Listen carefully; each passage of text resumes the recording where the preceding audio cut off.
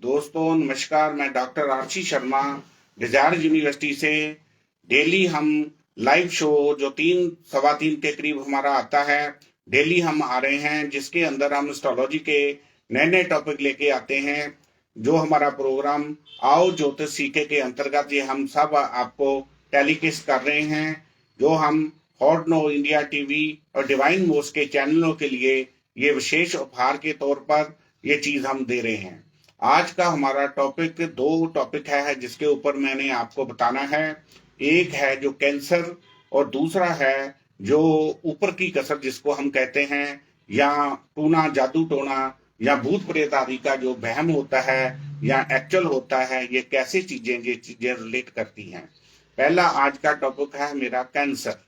Cancer एक ऐसी भयानक बीमारी है जिसका अभी तक मेडिकल एस्ट्रोलॉजी में कोई सटीक उपाय नहीं आया है। इससे जातक बहुत दुख भोग रहे हैं और ये मृत्यु का कारण भी बनता जा रहा है।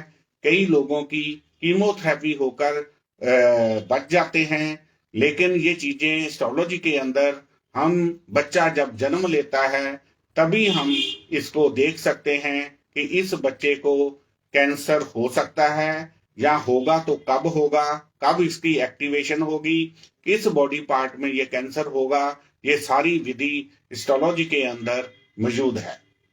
ये एस्ट्रोलॉजी के लिए में कैंसर के लिए जो हमारे विशेष 2 ग्रह होते हैं, राहु और शनि।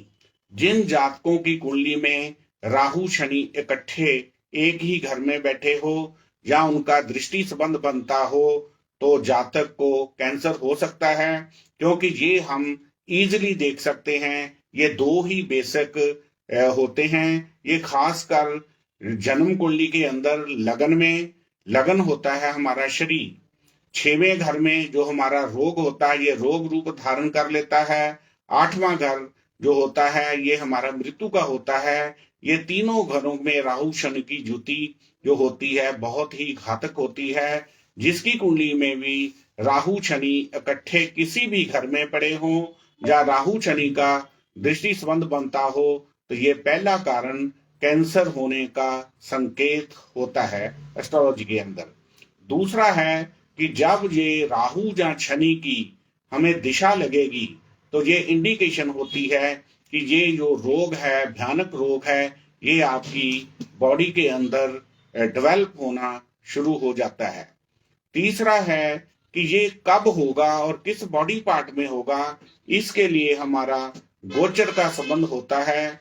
जब भी जिन जातकों की कुंडली में राहु शनि का दृष्टि संबंध या इकट्ठे पड़े होंगे, जब भी वो गोचर कुंडली में राहु शनि का संबंध बनेगा, उसके साथ राहु या शनि की दिशा या रोग स्थान की दिशा 6वें घर की दिशा जब लगी होती है तो ये जो रोग है अंदर ही अंदर बॉडी के अंदर पनपने लग जाता है। अब इसका क्या है कि कैसे इसको डिटेक्ट करना है एस्ट्रोलॉजी के अंदर कि किस बॉडी पार्ट का होगा। उस समय का जब राहु शनि की दिशा आपको लगी हुई है उस समय गोचर में हमारे ये जो कॉम्बिनेशन है, गोचर में राहु शनि किस घर में इकट्ठे आते हैं या किस घर में दृष्टि संबंध बनता है, इसके साथ हमें पता लगेगा कि ये रोग अंदर ही अंदर डेवलप होकर हमारे किस बॉडी पार्ट में आएगा। यदि राहु शनि की इकट्ठी युति या दृष्टि संबंध पहले घर में होगा तो उस जातक को ब्रेन या हेड के अंदर ये रोग होगा। दूसरे घर में होगा तो हमारे गले का कैंसर होगा। तीसरे घर में होगा तो हमारे राइट शोल्डर या नेक के साथ जो शोल्डर का एरिया होता है उसमें हो सकता है। चौथे घर में होगा तो हमारा रेस्पिरेटरी सिस्टम या हार्ट के अंदर ये चीजें भी हो सकती हैं। 5वें घर में होगा तो ये हमारे पेट के अंदर होगा। 6वें घर में होगा तो ये बहुत भयानक रोग जो मौत का कारण बन सकता है कहीं भी हमारे गोचर कुंडली के मुताबिक हो सकता है। 7वें घर में होगा तो हमारा प्राइवेट पार्ट के अंदर ये रोग हो सकता है। 8वें घर में होगा तो ये रोग हमारा लैटिन सिस्टम के जो निकास होता है उसके अंदर हो सकता है। 9वें घर में होगा तो हमारा थाइस के अंदर ये चीज हो सकती है। 10वें घर में होगा तो ये हमारे नीज के ऊपर हो सकता है। जब 11वें घर में होगा तो हमारी लोअर लेग जो नीज से नीचे और पैरों से ऊपर होती है, उसके अंदर हो सकता है। 12वें घर में हो तो ये हमारे पैरों के अंदर ये चीज हो सकती है। इस तरह हम डिडक्ट करते हैं कि हमारे किस बॉडी पार्ट में ये हमें कैंसर होगा। चौथा है कि कई बार जब राहु शनि हमारी कुंडली के अंदर अग्नि तत्व राशियों में होते हैं तो हमें ये कीमोथेरेपी होकर जातक बच जाता है। यदि 8वें घर का संबंध हमारे लगन या लगन के स्वामी से बन जाए तो कैंसर से मौत का इंडिकेशन होता है। इसलिए हम एस्ट्रोलॉजी के अंदर इन चीजों को कैसे बच सकते हैं। जिस जातक की कुंडली में भी राहु शनि इकट्ठे या दृष्टि संबंध बनाए तो उसी समय आपको उस बच्चे को इसके लिए ये अंदर रोग पनपे ही ना, तो इसको हम राहु की चीजों को जल प्रवाह कर दो और शनि का कुंडली के मुताबिक जहां भी वो कुंडली के मुताबिक सेट होगा उस तरह देख लेना है। सिर्फ इस रोग करने के लिए सिर्फ एक ही चीज देखनी है कि उनका जिन घरों में भी आप प्लेसमेंट करोगे उनका दृष्टि संबंध दोबारा ना बने। इस तरह हम इस जातक को हर साल इनकी रेमेडी करते जाओ तो आपको ये रोग होगा ही नहीं। यदि ये रोग अंदर जब डेवलप हो जाता है तो फिर तो ये मौत का कारण बनता ही है। ये खासकर मैंने पहले बताया है, पहले घर 6वें और 8वें घर का ये जो इंडिकेशन होती है, क्योंकि राहु जब होता है शनि के साथ तो केतु का दृष्टि संबंध भी बन जाता है। जब ऊपर से मंगल का दृष्टि संबंध भी इससे बन जाए तो ये बहुत ही भयानक फोड़े के रूप में उभर कर हमारे सामने आ जाता है।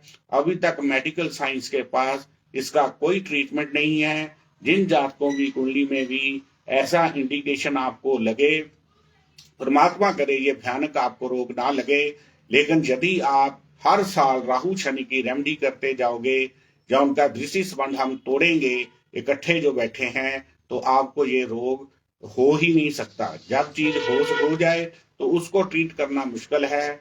इस तरह हम इस जो रोग है उसके मुताबिक एस्ट्रोलॉजी के मुताबिक हम देख सकते हैं कि किस जातक को इस भयानक रोग से कैसे हमने बचाना है।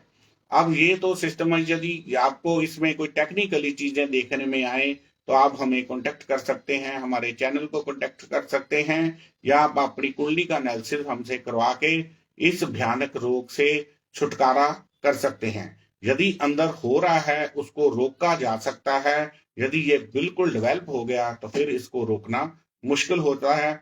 ये हमारा आज का एक इस मेडिकल साइंस के मुताबिक, मेडिकल एस्ट्रोलॉजी के मुताबिक ये मेरा आज का टॉपिक था, जो कैंसर जो लाइलाज बीमारी कहा गया है इसको मेडिकल लाइन में, लेकिन हम एस्ट्रोलॉजी के अंदर इसका ट्रीटमेंट भी कर सकते हैं। दूसरा मेरा आज का टॉपिक था कि जो ऊपर की कसर जिसको कहते हैं, बुजुर्ग कहते थे इसको ऊपर की कसर हो गई है, या इसको कोई जादू टूना हुआ है, या इसको भूत प्रेत का कोई है, तो ऐसे चीजों को हमने देखने के लिए यही दो ग्रह राहु शनि जो होते हैं वो भूत का काम भी करते हैं। यही ऐसे ही जैसे कैंसर के अंदर पहले घर 6वें घर और 8वें घर में राहु शनि की जुटी हो तो इन जातकों को भूत प्रेत की कसर या बहम इसको कह सकते हैं, हो सकता है। पर इसके लिए दूसरा हमारा कॉम्बिनेशन होता है कि लगन वीक हो और चंद्रमा वीक हो।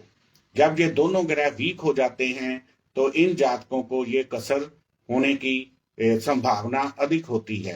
अब ऐसी बीमारियों को हमने कैसे एस्ट्रोलॉजी के अंदर ट्रीट करना है, पहले तो एक एस्ट्रोलॉजर को ऐसे केसों को देखने के लिए अपने पास गंगा जल रखना चाहिए।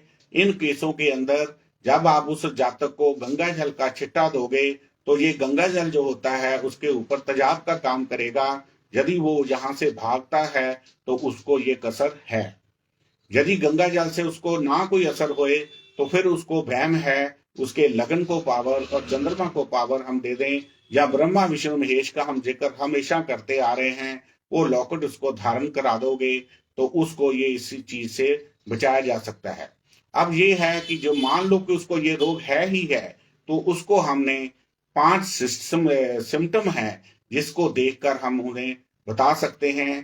पहला सिम्टम क्या है, जिसको ये चीज होगी उसके बॉडी की स्मेल जो है वो चेंज होती है। कभी उससे खुशबू आती है और कभी उससे बदबू आती है। ये जो भी उसका केयर टेकर आया है उसको गाइड करो क्योंकि हर जातक की बॉडी के अंदर एक नेचुरल गंध होती है। वो सिर्फ माँ बाप भाई बहन को ही पता होता है कि इस शरीर की गंध कैसी, या वाइफ को पता होता है।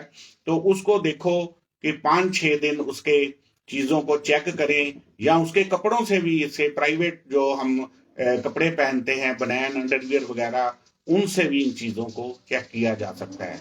यदि उसकी ये स्मेल जो रोज चेंज हो या दूसरे दिन चेंज हो, तो ये पहला कारण संकेत है।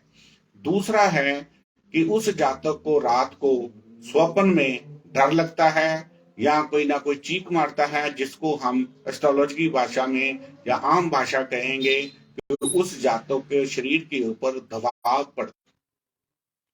ये जो मैंने 3 सिस्टम बताए हैं, बॉडी की स्मेल का चेंज होना, दबाव पड़ना, या रात को अंधेरे में चीजें नजर आना, इन चीजों का संकेत होता है कि उस जातक को ये प्रॉब्लम है। अब इसका क्या रेमेडी है वो मैं बताऊंगा। हल्की हल्की ये रेमेडी है, इन चीजों से हम निजात पा सकते हैं।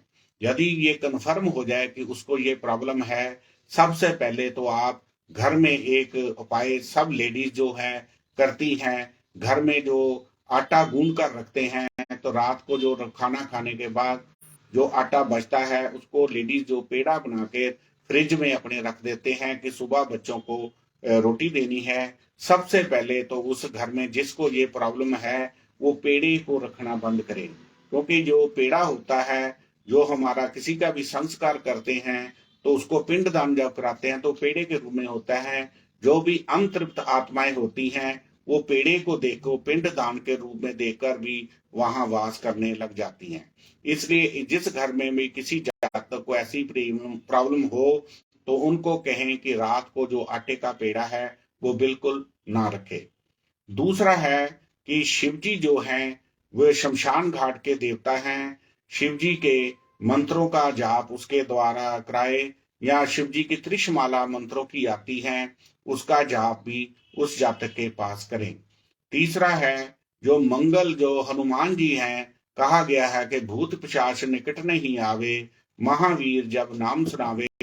जो हनुमान जी को भूत प्रेतों का देवता कहा गया है, उस जातक के पास सुबह शाम दोपहरे जो है जब भी हो तो हनुमान चालीसा उसको सुनाए। तीसरा है भक्ति जगदम्बा। जो भी तांत्रिक साधनाएं होती हैं, भक्ति जगदम्बा का जो काली माता का रूप होता है, जितने भी तांत्रिक हैं वो इस रूप के अंदर सिद्धियां, नेगेटिव सिद्धियां जो एस्ट्रोलॉजी में होती हैं, तांत्रिक विधियां होती हैं, इसके द्वारा होती है। ये भी एक माँ पार्वती का एक ही रूप है। तो इसके अंदर भक्ति जगदम्बा के 32 नामों की माला का जाप, जो इंटरनेट से आज के युग में बहुत आराम से हमें प्राप्त हो जाती हैं, इन चीजों का जाप आप उसके पास करोगे तो उसको इन चीजों से हम निजात पा सकते हैं। चौथा एस्ट्रोलॉजिकल रेमेडी जो है वो ये है कि राहु शनि की युति को आप जो बनी हुई है उसको तोड़ देंगे, तो ये कैंसर में भी बचाव करेगी, और ये जो ऊपर की कसर है उसमें भी ये दोनों चीजें सेम रूप में काम करती है। सिर्फ रेमेडी करते वक्त यही देखना है कि उनका, जहां हम जिस ग्रहों को पचा रहे हैं, उनका आपस में द्वारा दृष्टि संबंध ना बने। चौथा जो इफेक्टिव उपाय है वो ये है कि जिस जातक को ऐसी कसर है, उसके कमरे में 4 नींबू जो है, नींबू ये होने चाहिए कि ना पीला हो तो ना हरा हो, मिक्स कलर का नींबू आता है। उसको उसके कमरे के चारों कॉर्नर में रखें। शुक्रवार रात को उसको रखना है, और शनिवार उसके सिर से 11 बार एंटी क्लॉकवाइज घुमा के उन नींबुओं को घर की तरीज के अंदर ईंट के साथ तोड़ना है। उसको तोड़ना इस हिसाब से है कि नींबू के 2 पीस अलग अलग ना हो, टूट भी जाए और जुड़ा भी रहे। फिर ऐसे नींबुओं को किसी भी चुरस्ते में जाकर उनको सेंटर में खड़े होकर चारों कॉर्नर में नींबुओं को फेंक दें, और ये बोले जहां से वो चीज आई है उसी तरफ जाए। ये उपाय जो है आपने 10-11 बार हफ्ते के अंदर ये करोगे तो उस जातक को है ट्रीटमेंट मिलना हो जाता है। जब हम चरस्ते में चीजें फकवाते हैं, उसका आम जातक ये पूछते हैं कि इसका क्या मतलब है। ये गणेश जी का एम्बलम जो होता है वो देखो 4 क्रॉस करके चरस्ता ही बना होता है। जो चीज गणेश जी को अर्पित हो जाती है, क्योंकि गणेश जी को हम देवों के प्रथम पूज्य कहा गया है। जिस चीज में भी हम पॉजिटिव या नेगेटिव जो भी चीजें हम करते हैं, गणेश जी की स्तुति के बिना वो अधूरी रहती हैं। इसलिए चरस्ते में फेंकने का मतलब यही होता है कि हम वो चीजें गणेश जी को अर्पित कर देते हैं, जिससे उस जातक को बेनिफिट मिलना शुरू हो जाता है।